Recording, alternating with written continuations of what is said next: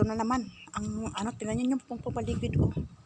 May ano, sandstorm. Yan.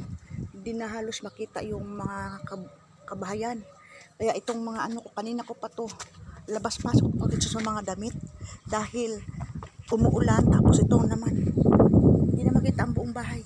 Yan, may dito sa kapitbahay namin, pero yung iba wala na, hindi na makita. Hindi lang po, kukunin ko lang yung mga damit.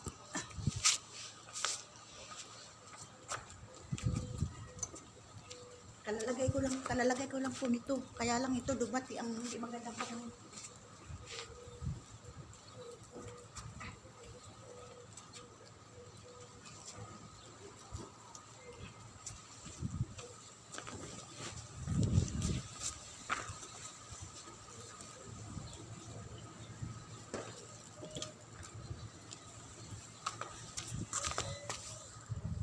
Ayan mga kabayan, kasi nga ang dami ko nang labahin.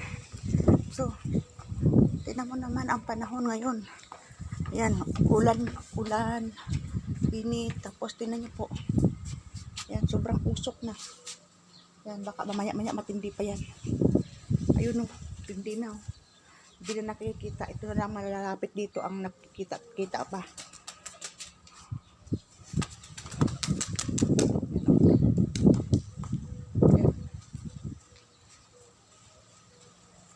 Yan. Yan ang ibon. Kasi binomonitor ko yung mga damit dahil sa dami na po ng ito. Tambak na yung ano ko kasi kahapon, nag-drill cleaning kami. Eh maulan, hindi makapagsampay-sampay. Yun, lalaban ko na, nilagay ko na yung kayo natin, hanggang ko ulit. Kaya nilalagay ko naman, biga naman na gano'n ang panahon. So, ano muna, tanggal ulit. Kailangan ko mapatuyo, ayan, kasi kailangan na talaga. Ayan oh. Naku, masama ang panahon.